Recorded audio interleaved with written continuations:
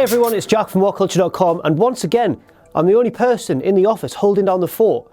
Everyone else is still off since going to Berlin and having a really nice time. And they've had such a nice time that they've got to recover because they're tired.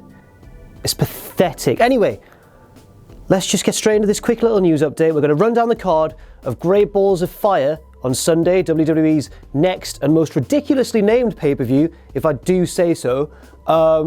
And let's just run down the card, because today we were greeted with the news from last night's Raw that not only are Neville and Akira Tozawa being bumped to the pre-show, but that there's going to be a match added to the card between Dean Ambrose and The Miz for the Intercontinental Championship.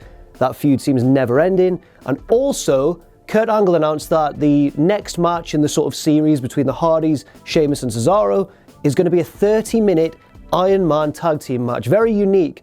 So let's just run down the whole card, see how we think everything's going to go. First of all, the big main event, the Universal title match between Samoa Joe and Brock Lesnar. That should be awesome. The build-up's been really, really good. Joe especially has been phenomenal. Heyman's been brilliant as always as the manager.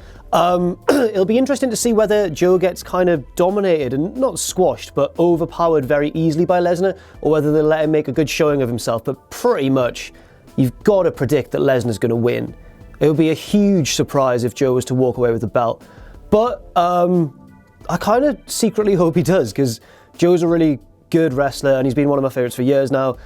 But it would ruin their long-term storylines totally. So Lesnar's probably going to retain, but let's hope Joe goes on to something better as well in the future, because he's really impressed. Next up, that 30-minute Iron Man tag team match that I mentioned, the Hardys, Cesaro and Sheamus.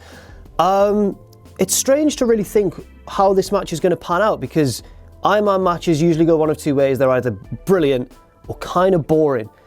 This match, I think there's enough kind of high spots that both teams enjoy doing, or not so much high spots especially, but high impact spots, I guess, to keep things fresh and exciting. I think this match could actually be really, really impressive if they structure it right. Next up, the Raw Women's title match between Sasha Banks and Alexa Bliss. This could go one of two ways. It could either be great or underwhelming. It all depends on Alexa Bliss, because she's kind of an inconsistent performer in the ring. She's not the most experienced, but she is one of the best personas in the women's division. So it'll be interesting to see how Alexa does, because if she doesn't really bring her A game, I don't know if Sasha can carry the match herself. But if both women are on form, should be really, really good. Next up, the Intercontinental title match, Dean Ambrose versus The Miz again. This one's probably going to be some kind of messy, interference-laden thing, I guess, because Miz has got his entourage now. Ambrose seems to be aligning with, just anyone who wants to align with him, really. But at the minute, Heath Slater and Rhino and the Ball family, let's hope they show up again. This one could be all right, because The Miz always seems to get good stuff, even in seemingly underwhelming matches. But at the same time, Ambrose is kind of inconsistent in the mid-card. So we'll see what happens. Next up, the second big sort of headline match, the ambulance match between Braun Strowman and Roman Reigns. The build-up to this has been really good. Strowman's looked like a monster. Reigns has looked good, even if he's not quite getting the crowd responses still that WWE want him to get. But this is all set up to be a really kind of thrilling match. Not a ring classic, but just a big, exciting stipulation match on the card. Bray Wyatt versus Seth Rollins. Who cares? It could be a good match in the ring, but the story's just been awful. Enzo Amore versus Big Cass, conversely, could be a bit dodgy in the ring. Story's been pretty good.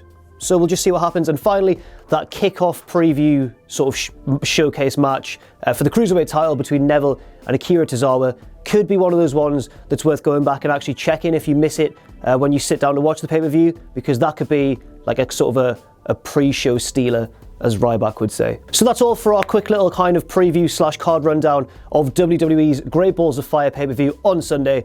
Not much more to say. Let us know whether you think it'll be a good or a bad show in the comments below. I've been Jack from WhatCulture.com, holding it down while my lazy colleagues are just off gallivanting around Europe. And maybe one day I'll get the respect I deserve, and I'll see you soon.